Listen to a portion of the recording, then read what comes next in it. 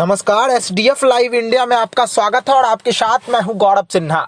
NDA से अलग होकर महागठबंधन के साथ मिलकर सरकार बनाने की पटकथा लिखने वाले जदयू के राष्ट्रीय अध्यक्ष राजीव रंजन सिंह उर्फ ललन सिंह की राजनीतिक राह में इस बार कांटे ही कांटे नजर आ रहे हैं। कहा जा रहा है कि इस बार के लोकसभा चुनाव में उनसे खाड़ खाए भाजपा नेताओं की ओर से राजनीतिक अस्त्र तो तैयार किए ही जा रहे हैं, उनके अपने भी उनकी राह में रोड़ा बिछाने से बाज नहीं आएंगे। राजनीति को करीब से समझने वालों का कहना है कि जदयू के द्वारा बीते दिनों आयोजित भीम संसद के दौरान उपजे विवाद के बीच रत्नेश सदा के जरिए भवन निर्माण मंत्री अशोक चौधरी के विरुद्ध रची गई साजिश का खामियाजा भी मुंगेर के मौजूदा सांसद ललन सिंह को भुगतना पड़ सकता है। कहने को तो अशोक चौधरी और ललन सिंह के विवाद का अंत हो गया है, लेकिन जानकारों का कहना है कि अशोक चौधरी द्वारा सिर्फ वक्त का इंतजार किया जा रहा है। अगर अपने दामाद को जमुई से टिकट दिलाने में वह सफल नहीं हुए तो इसका ठीकरा अशोक चौधरी अंदर ही अंदर ललन सिंह के मत्थे फोड़ सकते हैं और लोकसभा चुनाव के दौरान भीतर घात की भी खेला कर सकते हैं। एनडीए प्रत्याशी के तौर पर मुंगेर लोकसभा क्षेत्र से चुनावी पताका लहराने वाले ललन सिंह बीते 2014 के लोकसभा चुनाव में हार के बाद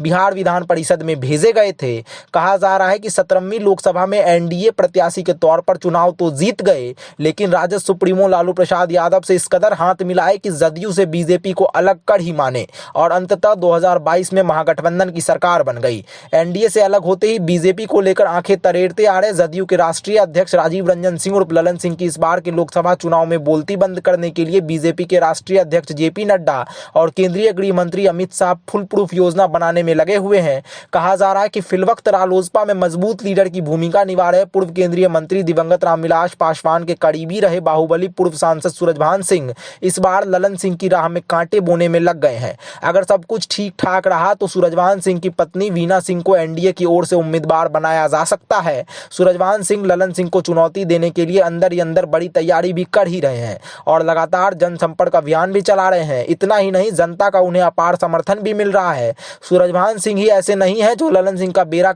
गर्क करने की कोशिश में लगे हुए हैं। काफी पढ़े लिखे पीयूष प्रियदर्शी भी मुंगेर लोकसभा क्षेत्र में अपनी राजनीतिक जमीन तैयार करने में लगे हुए हैं और विभिन्न मसलों पर उनके आगे आने से प्रभावित जनता का उन्हें समर्थन भी मिल रहा है। हालांकि पीयूष प्रियदर्शी द्वारा कहा जा रहा है कि वह निर्दलीय चुनाव लड़ेंगे, लेकिन अगर किसी पार्टी ने उन्हें टिकट दिया तो उनके द्वारा ललन सिंह को कड़ी टक्कर देने की संभावनाओं से इनकार नहीं किया जा सकता है। मोकामा में लगने वाले एक मेला के दौरान लगभग 50 गांव के लोगों ने युवा नेता पीयूष को समर्थन देने का ऐलान कर उनका कद भी काफी बड़ा बना दिया है। जनता की समस्याओं और उसके निदान से सरोकार रखने के कारण पीयूष प्रियदर्शी फिलवक्त जनता के नूरे नजीर भी बनते नजर आ रहे हैं। ऐसी स्थिति में अगर सूरजभान सिंह की पत्नी वीना सिंह को एनडीए का कैंडिडेट बनाया गया तो पीयूष प्रियदर्शी सूरजभान सिंह की पत्नी वीना सिंह का ही समर्थन करेंगे, क्योंकि कहा जा रहा है कि मुंगेर के मौजूदा सांसद ललन सिंह से नाराज पक्ष का पीयूष प्रियदर्शी नेतृत्व कर रहे हैं। चर्चा तो यह भी है कि बीजेपी के ललन सिंह जदयू के राष्ट्रीय अध्यक्ष ललन सिंह को चुनौती देने का ऐलान कर रहे हैं।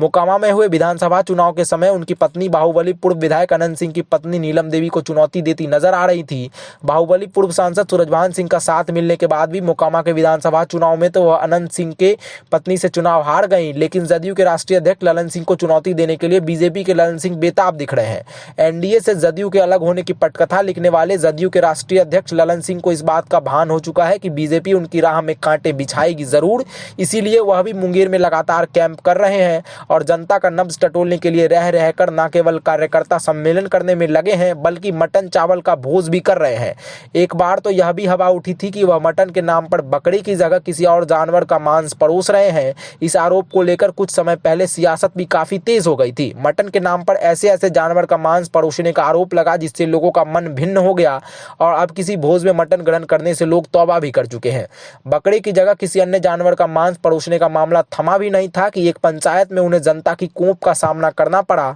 स्थिति यह हो गई थी कि महज 15 मिनट के अंदर अपना भाषण समाप्त कर सभा से निकलकर चले जाने के लिए ललन सिंह को मजबूर होना पड़ा था। वैसे उसके बाद कहा यह गया कि विरोधियों के द्वारा ललन सिंह की छवि खराब करने के लिए रह रहकर नई चाल चली जा रही है। हालांकि कुछ माह पूर्व तक लग रहा था कि ललन सिंह ने सीएम नीतीश कुमार का विश्वास खो दिया है, लेकिन हाल के दिनों में एक कार्यक्रम के दौरान नीतीश ने यह कहकर जनता का हाथ उठवाया था कि ललन सिंह यहाँ के सांसद हैं और बार बार ललन सिंह को ही चुनेंगे। बहरहाल देखना दिलचस्प होगा कि एनडीए द्वारा जदयू के राष्ट्रीय अध्यक्ष ललन सिंह के विरुद्ध किनको चुनावी मैदान में उतारा जाता है और अगर सूरजभान सिंह की पत्नी चुनावी जंग में कूदती है तो किस तरह की चुनौती ललन सिंह के लिए पेश की जाती है। युवाओं सहित अन्य वर्ग में खासा पैठ बना चुके पीयूष प्रियदर्शी की भूमिका भूमिका कैसी होती है, लेकिन यह तय है कि बदली हुई सियासी गणित के बीच जदयू के राष्ट्रीय अध्यक्ष ललन सिंह के लिए इस बार के लोकसभा चुनाव में राह आसान रहने वाला नहीं है और इस बार जीत के लिए उन्हें नाको चने चबाना पड़ सकता है। धन्यवाद।